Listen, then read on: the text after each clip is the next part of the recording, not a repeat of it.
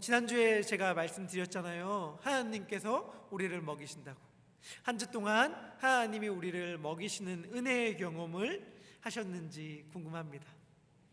분명한 것은 무엇이냐면 우리를 먹이고 입히시고 인도하신 것은 그분의 말씀이라는 사실입니다. 우리가 그 사실을 깨달을 때에 우리는 정말 우리를 결코 하나님이 굶주려 죽게 하진 않게 하시겠구나 라고 하는 것을 얻을 수 있을 것입니다.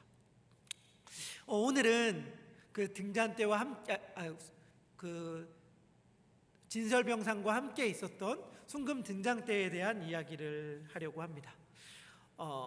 제가 철학을 잘 알지 못하지만 제가 이해한 수준에서 표현하자면 프랑스의 철학자 샤르트르가 이런 말을 했습니다.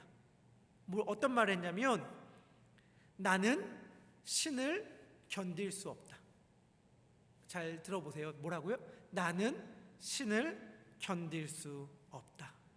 왜 그가 이런 말을 했는지 그 배경은 이렇습니다. 신이 있고 그분이 전능하시다면 그분이 나를 바라보고 있다는 사실을 제가 못 견디겠다는 거예요. 완벽한 존재가, 한 톨의 틀림도 없는 존재가, 그리고 결국에는 나를 심판할 그 존재가 24시간 한순간도 나를 떠나지 않고 내게 시선을 향하고 있다면 나는 못 견딜 것 같다. 나는 못 살 것 같다. 이렇게 얘기를 하는 거죠.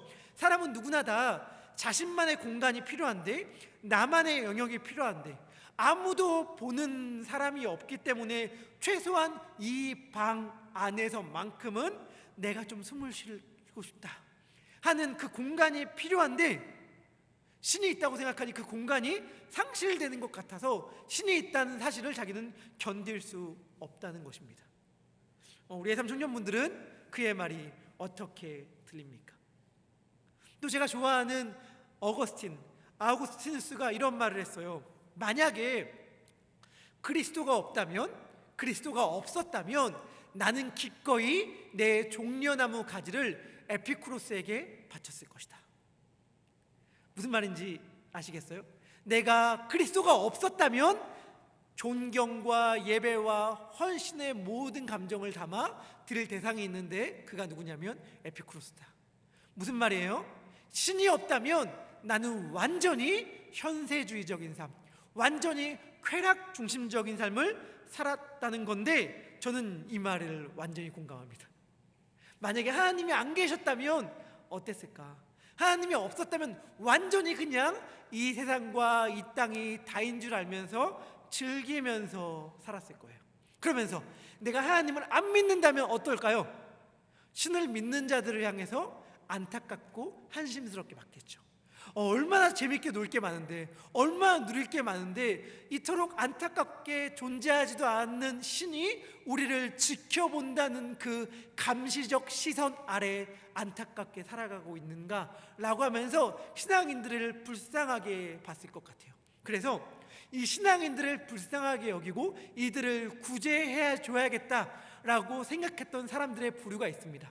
흔히 요즘에 신무신론자들이라고 불리는 사람들인데, 리처드 돈키스라는 생물학자라든지 데니얼 데닛 같은 철학자들이 그런 부류 중에 하나인데, 이런 사람들이 뭘 했는가가 중요한데 이름들은 까먹어도 돼요.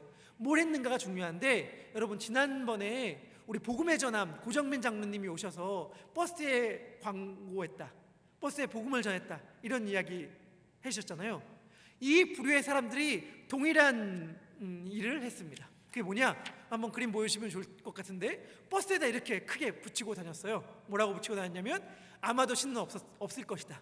그러니 걱정하지 말고 마음 편히 인생을 즐겨라, 마음 편히 인생을 누려라, 이러고 버스에 몰고 다녔단 말이죠.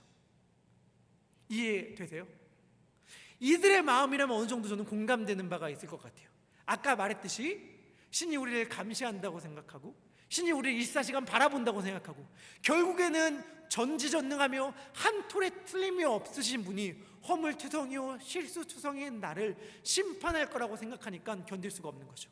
그리고 늘 그분의 시선을 피할 곳을 찾아 요리조리 도망다니는데 그 어디에도 그분의 시선을 피할 곳이 없어. 너무 힘든 거예요. 견딜 수가 없다. 이 견딜 수 없어 하는 자들에게 해방을 선물해 주자, 자유를 선물해 주자 라고 하는 것이 방금 버스에 문구를 단 자들의 모습, 마음이었습니다. 그런데 여러분 잘 들으세요. 만약에 이 세상이 우리의 인간의 힘과 노력으로 제대로 살 수 있는 세상이었다면 샤르트르나 도킨스의 말이 맞을지도 모르겠습니다. 이 땅을 내가 열심히 노력하면 좀 제대로 만들 수 있을 것 같아, 제대로 바꿀 수 있을 것 같아, 멋지게 살 수 있을 것 같아 라고 생각할 수 있는 세상이 이 세상이라면 이들의 말이 맞을지도 몰라요. 그리고 우리라는 인간이, 나라는 존재가 이 땅을 멋있게 제대로 살 수 있는 존재라면 역시 이들의 말이 맞을지도 모르겠습니다. 하지만 정직하게 이 땅을 바라보고 솔직하게 우리들의 자신을 살펴본다면 정말 이렇게 말할 수 있을 것인가? 우리들이 신이라는 존재 앞에서 간섭하지 마세요, 우리의 인생 우리 마음대로 할게요 라고 말하면서 살아갈 수 있는 자들인가? 마치 사춘기에 반항하는 자녀들이 엄마 아빠 좀 간섭하지 마, 죄송해요, 우리 베델교회 미디어 간사님 자녀 아들이 자주 하는 말이 이거래요. 아빠 나 15살이야 다 컸어 간섭하지 마, 이렇게 말한다는 거예요. 이렇게 말하는 자녀들의 모습을 보면서 정말 우리가 그렇게 이야기할 수 있는 존재인가? 그런데 그렇게 이야기하는 아들이 뭐라고 얘기하는 줄 아세요? 아빠 차 사줘 엄마 맛있는 거 먹고 싶어 라고 이야기한다는 것이죠. 반항하는 아이들이 뭐라고 얘기해요? 엄마 아빠가 나한테 해준 게 뭐가 있어? 동시에 이렇게 말하는 거 아니겠어요? 아빠가 그러고도 아빠야? 우리가 이렇게 얘기한다면 뭐를 또 동시에 이야기하는 거예요? 간섭하지 마 라고 이야기하지만 사실은 그 마음 깊은 곳에 엄마 아빠가 나에게 해준 게 뭐 있어? 라는 음성이 담겨져 있는 거잖아요. 엄마 아빠라면 그래도 나에게 이렇게 해줘야 되는 거 아니야? 간섭의 방식이 아니라 사랑의 방식으로 나는 엄마 아빠의 존재를 갈구하고 있어 라고 아이들은 말하고 있는 거잖아요. 샤르트르는 나는 신이 24시간 나를 내내 지켜보고 있다는 것을 견딜 수 없다라고 이야기했지만 사실 우리는 뭘 원해요? 날 좀 봐줘요, 도와줘요. 나 혼자 내버려두면 제대로 살 수 없는 존재예요. 간섭의 눈, 심판의 눈, 무서운 눈 말고 사랑의 눈, 긍휼의 눈으로 나를 지켜봐 주기를 원합니다 라고 우리는 사실은 마음속 깊은 곳에 갈구하고 갈망하고 있지 않습니까?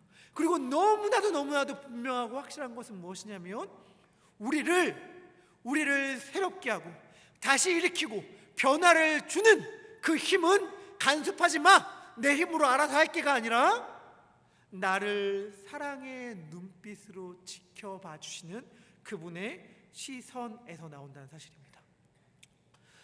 이 땅에 죄악이 가득 차서 하나님이 물로 세상을 심판하겠다 말씀하신 적이 있으셨죠. 노아의 홍수 때. 노아의 홍수 때 이 땅은 죄악으로 가득 찼습니다. 언제처럼? 지금처럼. 그때 창세기 6장 8절은 이렇게 이야기합니다. 우리 함께 창세기 6장 8절 같이 읽도록 하겠습니다. 시작. 아멘. 그러나 노아는 여호와께 은혜를 입었더라. 모든 사람들의 죄 가운데 있을 때에 노아는 여호와께 은혜를 입었어요. 근데 이 말의 히브리 문자적 해석은 뭐냐면 그러나 노아는 여호와의 눈에서 사랑을 발견했다입니다. 그러나 노아는 여호와의 눈에서 사랑을 발견했다. 심판을 앞두고 있는 심판자의 눈에서 사랑을 발견했다는 것이죠. 그 하나님의 사랑의 눈빛이 노아를 살렸어요. 그 하나님의 사랑의 눈빛이 그리고 우리를 살리십니다. 사랑하는 예삼의 청년분들, 우리는 그 사랑의 눈빛만 있으면 살아요. 그 빛만 있으면 삽니다. 우리 가운데 앉아 계신 분들 가운데 힘든 분들 있을 줄 알아요. 삶이 너무 버겁고 지치고 피곤하고 공부도 잘 되지 않고 회사 일은 왜 이렇게 막막하고 인정도 못 받는 것 같고 가정에서도 교회에서도 마음 편히 쉴 곳 없고 모든 사람들이 다 나를 힘들게만 하고 귀찮게만 하고 피곤하게만 하는 것 같이 느껴지는 삶을 살아가고 있는 분들이 계실 거예요. 질문해 볼게요. 어떻게 하면 가뿐해질까요? 어떻게 하면 우리들의 삶이 신명나면서 딱 기운 넘치는 삶을 살 수 있을까요? 나를 힘들게 하는 직장 상사가 사라지면 마음이 힘이 넘칠까? 교회의 여러 가지 일들을 맡아서 마음이 무거운 자들은 교회 사역을 내려놓으면 힘이 날까? 좋은 성적을 받으면, 좋은 학교에 들어가면, 좋은 직장에 들어가면 나의 문제가 해결될까? 아니라는 건 우리 너무 잘 알잖아요. 왜냐하면 우리는 다 그것이 해결되는 경험을 해봤기 때문에. 한 언덕을 넘으면 또 다른 언덕이 기다리고 있고 한 언덕을 넘으면 또 다른 언덕이 기다리고 있는 게 우리들의 삶 아닙니까? 문제는 그 사람이 사라져서 그 사람이 갑자기 회심하고 변화되어서 우리들 가운데 해결되는 게 아니에요. 해결은 어디서 오는가? 해결은 우리 가운데에 하나님의 빛이 비칠 때 옵니다. 너무 힘든데, 너무 지쳐있는데, 너무 피곤한데, 길을 잃고 어디로 가야 될지 몰라서 헤매고 있는데 그 순간 하나님의 너무나도 분명한 계시적 음성이 나에게 꽂혀. 나에게 그 계시적 음성이 들리는 거예요. 뭐라고 들려요? 괜찮아, 내가 함께 하잖아. 괜찮아, 너 옆에 내가 있잖아. 괜찮아, 내가 너에게 새 힘을 더하여 줄게. 나만 믿어 라고 하는 예수 그리스도의 분명하고 확실한 음성이 들리잖아요. 그러면 다 해결돼요. 아무리 내 상황이 여전하고 나를 힘들게 하고 무겁게 하는 내 현실이 하나도 바뀌지 않았다 하더라도 그 빛만 있으면, 그 음성만 있으면 우리의 모든 문제가 단번에 해결되는 거예요. 그래서 저는 이 시간 이야기하고 싶습니다. 우리 그 빛을, 그 음성을 갈구합시다. 그게 결국에 우리들의 답이거든요. 주님, 그 빛만 있으면 살겠사오니 그 빛을 우리에게 비춰주시옵소서. 내 삶을 짓누르고 있는 두터운 어두운 먹구름, 그 먹구름을 뚫고 내리꽂는 그 주님의 빛 한 줄기, 그 빛 한 줄기만 있으면 우리 얼마든지 이겨낼 수 있다는 것 믿사오니 주님, 저에게 그 빛을 허락하여 주시옵소서. 우리 이 시간 그 빛을 갈망하면서 하나님의 말씀에 귀를 기울이면 좋겠습니다. 오늘 우리가 살펴볼 성마의 기구는 순금 등장대입니다. 한번 그림 보여주실까요? 이렇게 생겼고요. 제가 또 갖고 나왔습니다. 이거 참 저에게 특별한 겁니다. 제가 랭캐스터라는 곳에서 성막을 방문했을 때에 구매한 것인데, 왜 특별하냐? 다른 이유가 특별한 게 아니라 이거 뭐 되게 튼튼하게 만들어진 것 같지만 이거보다 우리 아들의 힘이 더 세여서 우리 아들이 이걸 꼭 부셨거든요. 근데 고릴라 본드인가? 우리 아내가 고릴라 본드로 붙여가지고 이렇게 튼튼하다는 걸 제가 알면서 본드 대단하다 이렇게 알게 되었던 이 순금 등잔대인데요. 이 등잔대에 대해서 먼저 하나 얘기하고 싶은 건 뭐냐면, 이건 촛대가 아니에요. 촛대, 우리 장발장 이런 소설에 나오는 촛대가 아니에요. 촛대는 뭐냐면 초를 꽂아두는 게 촛대거든요. 초를 꽂아두는 것. 등잔대는 초를 꽂아두지 않았고 등잔을 올려놨어요. 등잔 안에 순전한 올리브 기름을 붓고 그 기름에 심지를 올려놓고 불을 붙였단 말이에요. 그래서 초를 꽂아놓은 게 아니어서 촛대가 아니다. 계시록에 보면 촛대라고 되어 있는데 사실 엄밀히 말하면 정확한 번역은 아닙니다. 등잔대 혹은 등대라고 번역돼야 옳습니다. 등잔대는 순금 1달란트로 만들었고 1달란트는 약 34kg로 만들었습니다. 1달란트는 약 34kg입니다. 34kg이라고 여러분들 생각하면은 순금으로 만들었는데 이렇게 많은 무게가 나가다니 이거 얼마야? 라고 생각할지 모르겠지만 맞아요. 비싸겠죠. 그렇지만 금은 엄청나게 무거운 물질이거든요. 그래서 이 금 덩이로 막 만들었으면 이거는 1달란트를 그냥 넘어갈 거예요. 금 덩이로 만들지 않고 아마 금판으로 만들어서 속이 비게 했을 것입니다. 이 모세 시대랑 비슷했던 시기의 유물이 우리들에게 잘 알려져 있는 투탕카멘의 황금 가면이거든요. 투탕카멘의 황금 가면이 거의 도굴되지 않고 그대로 이렇게 발견되었잖아요. 그 그림을 보면 알겠는데 이 황금 가면 역시 순금으로 만들었지만 이렇게 딱 보면은 엄청나게 무거울 것 같지만 사실 되게 가벼워요. 10kg 좀 넘거든요. 왜 그렇게 가능한가? 이게 막으로 만들어서 그렇습니다. 판처럼 얇은 금판으로 만들어서 그런 거거든요. 그만큼 그때의 금을 다루는 기술이 뛰어났다고 합니다. 오케이. 이 금판, 순금으로 만든 이 등잔대를 히브리어로 메노라라고 말하는데, 이 메노라는 성막 기구 중에 좀 특별해요. 어떤 면에서 특별하냐면, 우리가 지금 성막 기구가 성막에 있는 물건들이 어떻게 만들어졌는지, 어떤 모양이었는지 추측만 할 뿐이지 정확하게 알 수가 없거든요. 내려오지 않으니까, 글로만 남았으니까 이게 정확히 어떤 모양인지 알 수가 없는데, 유일하게 메노라만 어떤 모양인지를 우리가 알 수 있어요. 왜냐?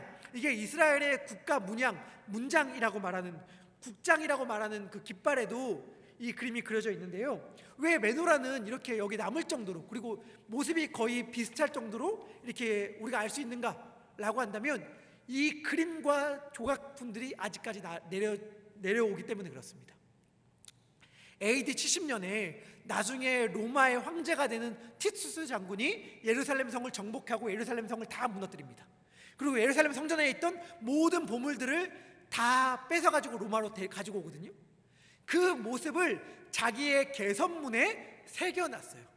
티투스 장군이 자기의 개선문에 그 장면을 돌에 새겨놨는데, 그때의 메노라가 그 벽화 개선문에 새겨져 있습니다. 그 모습을 보면서 메노라가 저렇게 생겼구나 라는 걸 알 수 있는 거예요. 그리고 오래된 기독교인들이 살던 집들 가운데 벽화에 이런 메노라가 그려져 있는 곳들이 있습니다.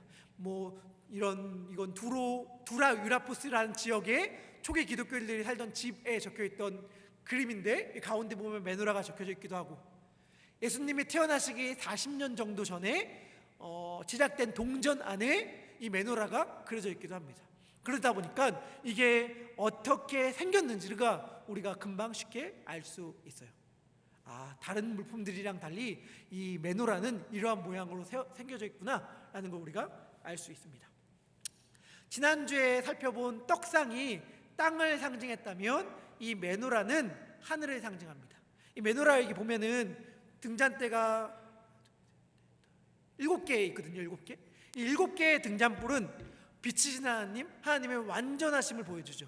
왜? 7은 완전함을 상징할 때 사용했던 표현이니까. 하지만 단지 7이 완전수다를 넘어서서 7은 해, 달, 그리고 당시 사람들이 맨눈으로 똑똑하게 보았던 5개의 행성을 가리킵니다. 그러니까 하늘에 떠 있는 7개의 별을 보여줘요. 창세기 1장 14절부터 16절인데요. 우리 함께 읽도록 하겠습니다. 시작.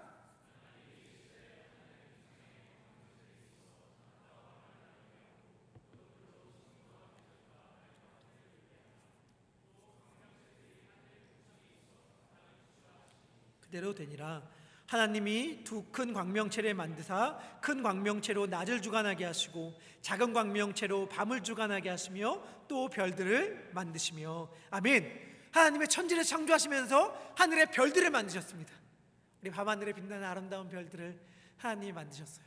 그런데 이때 사용된 광명체라는 히브리어가 마오르인데, 오경에서는 이때와 오직 순금 등잔대의 빛을 가리킬 때만 사용되었습니다. 그러니까 순금 등잔대의 빛이 별을 나타낸다는 것을 이해할 수 있는 것이죠. 더군다나 순금 등잔대의 위치가 어디에 있었느냐? 여러분들, 성막문은 동쪽에 있었거든요. 이제는 어떻게 성막문에 뭐가 있는지 여러분들 좀 아셨으면 좋겠는데, 직사각형 모양의 동쪽의 문으로 20규빗 되는 문을 들어가면 맨 처음 번제단이라는 곳이 있고, 그 뒤에 물두멍이 있고, 그 뒤에 건물이 있었어요. 이 건물은 2개의 방으로 구성되어 있었고, 맨 처음 들어가자마자 있는 방은 내성소, 그 안쪽 방은 지성소였고, 우리는 지금 내성소를 살펴보고 있습니다. 내성소를 들어갔을 때 딱 들어가면 오른편에 떡상, 왼편에 송금등대, 정면에 분향대라고 연기를 피는 그런 기구가 있었습니다. 자, 오른편에 뭐가 있었다고요? 떡상. 왼편에 등잔대가 있었어요. 질문합니다. 문이 동쪽이라는 전제하에, 문이 동쪽에 나 있으니까 동쪽으로 들어갔을 때 오른편은 북쪽입니까? 남쪽입니까? 어렵나요? 어렵습니까? 동서남북.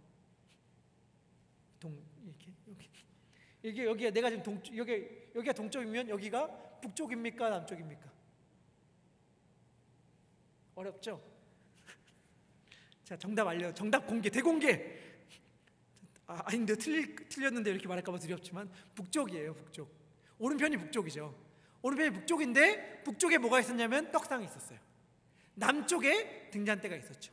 이스라엘은 북반구에 위치하고 있기 때문에 이스라엘 사람들이 하늘을 봤을 때에 전체가 남반구에서 회전하는 것처럼 보이거든요. 남쪽에서. 그러니까 이런 것에서도 하나님의 섬세한 손길을 볼 수 있다는 거예요. 이스라엘 사람들이 딱 봤을 때 하늘의 별 같아 라고 느낄 수 있는 위치에다가 이 메노라를 두었던 것이죠. 그리고 하나님은 창세기 14장 아까 우리가 읽은 1장 14절에서 뭐라고 얘기하냐면 하늘의 별들로 하여금 징조와 계절과 날과 해를 이루도록 해라 이렇게 말했습니다. 다시 말하면 하늘의 별들로 하여금 시간이 돌아가는 것을 알 수 있게 해라 이렇게 명령하시는 셈이거든요. 그래서 하늘의 별들 때문에, 해와 달 때문에 우리가 시간의 흐름을 알잖아요. 그런데 이스라엘의 시간은 이 7개의 행성들로 인해서 7으로 이루어집니다. 제7일째는 안식일이고 제7년째는 안식년이고 7번째 달은 가장 중요한 대속죄일의 달이며 7이 7되는 49는 희년이죠. 그러니까 이 등대는 하늘과 그 하늘에 있는 광원들로 인하여, 별들로 인하여 하나님께서 자신의 시간을 어떻게 운행해 가는지를 보여주는 기구였죠. 등잔대의 빛이 이렇듯 하늘에 있는 별, 하늘의 빛을 상징한다면 이것이 우리들에게 알려주는 것은 무엇일까요? 이것이 우리들에게 알려주는 것은 무엇일까요? 너무 분명하지 않겠어요? 빛이죠, 빛. 그러니까 뭐냐면 빛은 우리들로 하여금 어떠한 상황 가운데서도 소망을 잃지 않게 하는 힘이잖아요. 빛만 있으면 되잖아. 아무리 깜깜한 현실 한가운데서도 빛이 임하면 괜찮잖아요. 제가 한번 잠깐 설명한 적이 있었는데 제가 바다 위에 길을 잃어버린 적이 있다는 얘기 드렸었죠. 진짜 여러분, 저는 하지 못할 경험들을 많이 했는데 그 중에 하나가 세상에 혼자 바다 위에서 길을 잃어버리는 경우. 바닷가가 아니라 바다 위에서, 물 위에서 길을 잃어버린 경험을 한 적이 있는데 두렵지가 않았습니다. 왜냐하면 날이 밝았거든요. 그러니까 무슨 말을 제가 드리고 싶냐면 그게 밤이었다면 완전히 상황이 달랐을 거예요. 빛이 하나도 없는 깜깜한 밤에 밤바다에 제가 혼자 덩그러니 길을 잃어버린 상태로 있었다면 완전히 상황이 달랐을 텐데 빛이 있으니까 그래도 그렇게 두렵지가 않더라고요. 빛은 우리들로 하여금 절망하지 않고 소망을 가지게 하는 힘이죠. 어두운 밤을 보낸 것 같은 현실을 살아가고 있는 우리들에게 이 등잔대는 말하고 있는 거예요. 괜찮아, 너에겐 빛이 있어. 빛이 있어. 내가 너를 비추고 있어. 이 숭금 등잔대에는 살구꽃 형상을 새겨 놓았습니다. 살구꽃은 모든 꽃들 가운데 가장 먼저 피는 꽃이에요. 꽃이 피면 뭐가 왔다는 걸 알 수 있어요? 봄이 왔다는 걸 알 수 있잖아요. 추운 겨울이 지나고 1월, 2월이 되면 가장 먼저 꽃이 피는 게 살구꽃이에요. 하나님께서는 살구꽃을 피워주면서 말씀해주고 계신 거예요. 어두운 밤을 지나가고 있는 것 같고 혹독한 겨울을 지나가고 있는 것 같은 나의 백성들아, 이제 곧 소망의 꽃이 피는 봄이 올 거야. 이제 곧 이 어둠이 지나가고 밝은 빛이 올 거야. 그것들을 너에게 보여주고 싶어서 살구꽃을 내가 여기에 새기라고 했어 하나님이 이렇게 말씀해 주시는 셈이죠. 그리고 살구꽃의 히브리어가 사케드라는 말인데, 이 말은 지켜보다라는 히브리어 사카드랑 굉장히 유사하거든요. 사케드, 사카드. 예레미야에게 하나님이 예레미야 1장에서 이런 말씀하십니다. 예레미야야, 너 지금 네 눈앞에 있는 거 뭐냐? 네 눈앞에 지금 뭐 보여? 라고 예레미야에게 물으세요. 그러니까 예레미야가 이렇게 대답해요. 하나님, 저 지금 살구나무 가지를 봅니다. 제 눈앞에 지금 살구나무 가지가 보입니다. 이렇게 말을 하거든요. 그때 하나님 뭐라고 대답하시냐면, 잘 봤어, 잘 봤어, 너 제대로 봤어, 이렇게 말씀해 주시거든요. 그 사건을 통해서 뭐를 이야기하고 싶으셨냐면, 절망과 낙심 가운데 있는 이스라엘 백성들에게 하나님이 아니야, 절망할 필요 없어. 왜? 내가 지켜보고 있거든. 내가 바라보고 있거든. 내가 너를 뚫어져라 쳐다보고 있거든. 그러니까 절대로 낙심하지 마 라는 말을 하나님이 들려주시는 건데, 그 들려주시는 방식이 뭐냐면 살구나무 가지를 보여주심으로 내가 너를 보고 있어, 이렇게 말씀하시거든요. 마찬가지로 이 등대를 통해서 하나님이 말씀해 주고 계신 거예요. 너 외로워하지 마, 내가 너를 항상 지켜보고 있어. 나의 시선이 너를 향해 늘 바라보고 있단다, 하나님이 이야기해 주십니다. 그러면서 이스라엘 민족들에게 이 사실을 이걸 꼭 지키라고 말씀하십니다. 뭘 말씀하시냐? 여기 위에 등잔대 위에 불을 절대로 끄지 말아라. 레위기 24장 2절의 말씀입니다. 우리 함께 읽도록 하겠습니다. 시작.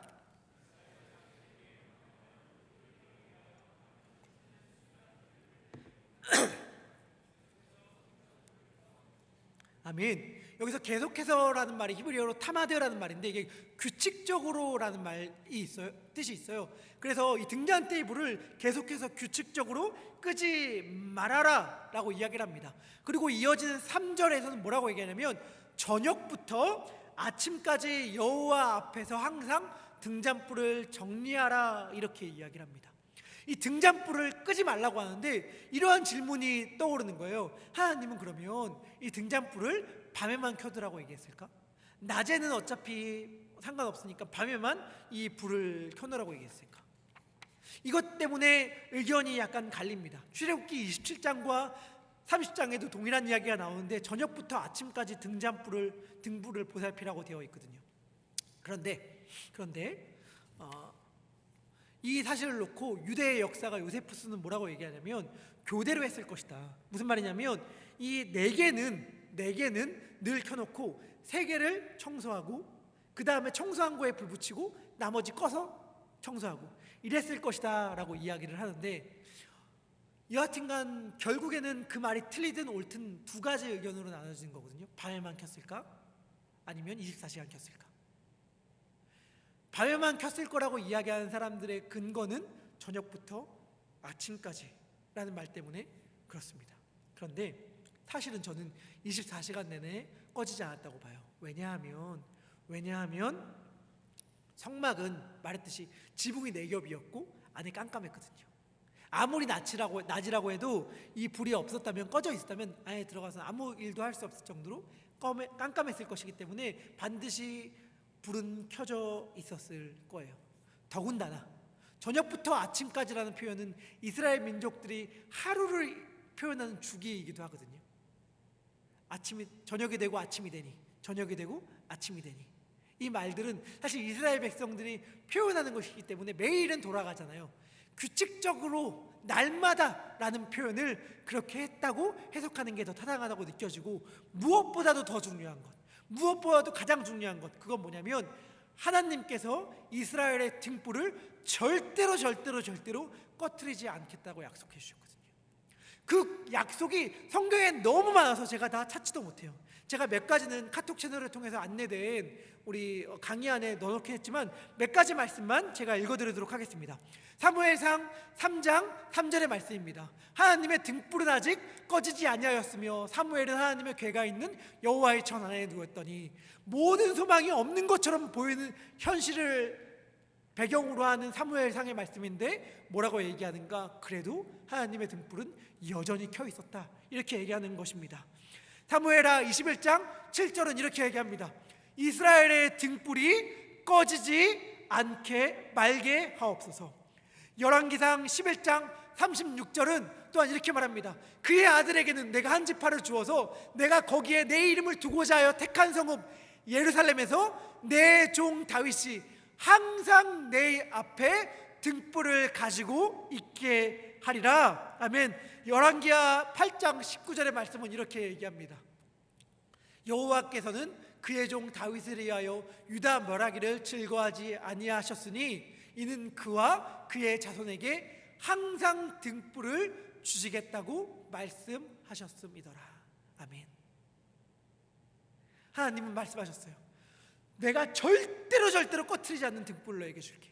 항상 등불을 내 앞에 있게 할게. 이 불은 절대 꺼지지 않을 거야 라고 이야기해 주셨단 말이에요. 그런데 제가 역설적으로 질문할게요. 역설적으로 왜 이 말을 그토록 많이 말씀하셨을까요? 왜 이 말을 그토록 많이 하셨을까요? 왜? 꺼진 것 같으니까. 꺼진 것 같으니까. 제가 우리 예산 목회진들과 이야기 나눌 때에, 그리고 혼자서 진짜 많이 하는 말이 있어요. 그게 뭐냐면 하나님을 신뢰합시다. 이 말 많이 하거든요. 하나님을 신뢰합시다.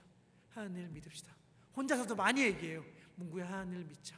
문구야 하나님을 신뢰하자. 하나님을 믿자. 이 말 진짜 많이 하거든요. 왠지 아세요? 못 믿겠어서. 내 현실이, 내 상황이, 우리가 맞닥뜨린 우리의 눈앞에 펼쳐지는 광경들이 하나님을 너무 못 믿게 만들어. 하나님이 하나도 보이지 않고 하나님을 신뢰할 수 없는 현실들만 나에게 계속 경험된단 말이에요. 그래서 나도 모르게 계속 얘기할 수밖에 없는 거예요. 뭐라고 얘기하냐면 하나님 믿어야지, 하나님을 신뢰해야지, 이렇게 말을 한단 말이에요. 이스라엘 민족들의 현실이 어떠하였는가? 여호와의 등불이 완전히 꺼진 것 같아. 희미하고 보잘것없고 미약하고 정말 가느다란 불 하나 있었는데 그것조차도 완전히 사라진 것 같은 현실을 그들이 늘상 마주하였기 때문에 하나님은 계속해서 이렇게 말할 수밖에 없었어요. 등불을 내가 너에게 항상 줄게. 이 등불 너의 앞에 항상 있을 거야. 이렇게 말씀하시면서 이스라엘 민족들 그리고 우리들에게 무엇을 주셨나요? 빛 대신 예수님을 주셨죠. 예수님의 별명이 정말 많이 있지만 제가 가장 좋아하는 예수님의 별명이 있습니다. 그게 뭐냐? 이사야서 42장 3절에 나온 예수님의 별명이에요. 우리 같이 읽도록 하겠습니다. 시작.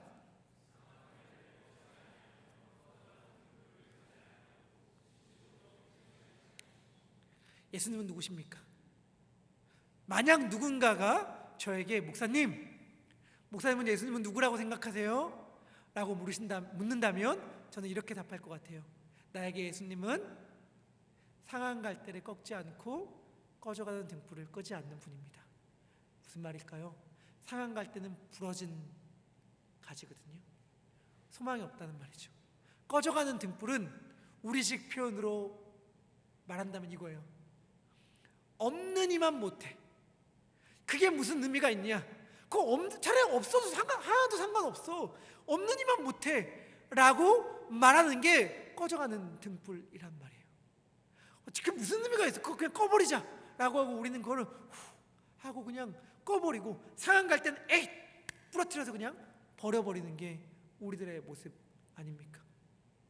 그런데 예수님은 누구신가? 예수님은 상한 갈대를 꺾지 않고 꺼져가는 등불을 끄지 않으므로 하나님께서 등불이 항상 너희에게 있을 것이다 라고 하시는 약속을 지키게 하시는 분이죠.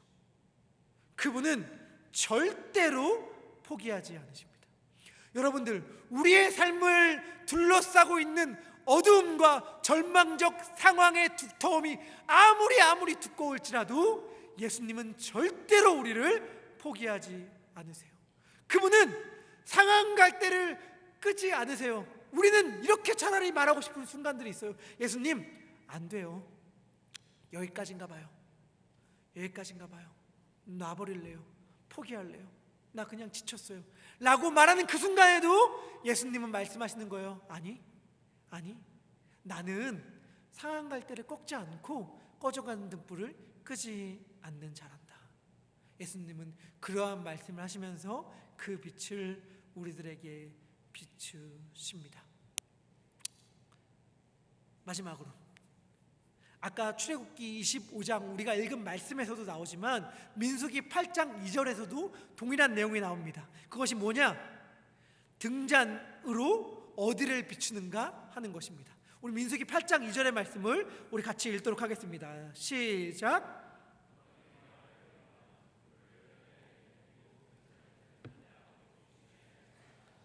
아멘. 등불을 켤 때에 7 등잔을 어디 앞으로? 등잔대 앞으로 비추게 할지니라, 이렇게 말을 합니다. 우리 3절의 말씀도 같이 읽도록 하겠습니다. 시작. 아멘. 운영하신가 같았더라. 등잔대 앞으로 비추도록 켰대요. 아까 출애굽기 25장도 그렇게 내용 나왔거든요. 여러분, 이게 이렇게까지 반복해야 할 말입니까? 등잔불에 불을 붙이니까 그 앞이 환해졌다 라고 하는 말이 이렇게 의미 있는 말이에요? 그런데 질문합니다. 등잔대 앞에 뭐가 있었어요? 동서남북, 아까 제가 얘기했는데 등잔대 앞에 뭐가 있었어요? 떡상이 있었죠. 그렇죠? 그러니까 1차적으로 보면 순금 등잔대가 빛을 켜서 비추는 건 뭐예요? 떡상이에요. 떡상. 떡상 위에 떡이 12개. 12개의 떡상. 떡상은 땅을 상징한다고 했고 12개의 떡은 이스라엘 12지파를 상징합니다. 그러니까 무슨 말씀을 하고 싶은 걸까요? 제가 떡상을 비추는 등대의 빛을 통해서 하나님은 우리에게 이렇게 말씀하고 계신 거예요. 내가 하늘의 빛으로 너를 항상 비추고 있다, 이렇게 말씀하시는 셈이죠. 우리들의 삶을 살아내는 길은 딱 하나밖에 없습니다. 그것은 무엇이냐? 순금 등잔대에서 비치는 하늘의 빛으로 사는 것. 여러분들, 그게 우리를 살게 합니다. 말씀을 마무리합니다. 우리가 반드시 기억해야 될 사실, 제가 처음에 이야기했지만 어떠한 우리 삶에 있는 문제가 해결되는 것이 내가 짊어진 짐을 내려놓는 것이, 그 사람이 갑자기 회심하여 변화하는 것이 우리를 살리는 것이 아닙니다. 우리를 살리는 것은 무엇이냐? 하나님이 비춰주시는 하늘의 빛이, 우리의 빛 되시는 예수님이 비춰주시는 그 빛이 우리를 살리는 거예요. 이 시간 우리가 갈구하고 갈망해야 될 것은 무엇이냐? 하나님, 이 문제 해결해 주세요. 하나님, 이 일 해결해 주세요. 하나님, 나 힘드니까 이것 좀 어떻게 안 됩니까? 하고 하나님께 바라야 하는 것이 아니라, 하나님이 함께 하신다는 증거인 빛만 있으면 살겠사오니 주님, 그 하늘의 빛을 우리에게 비춰 주시옵소서.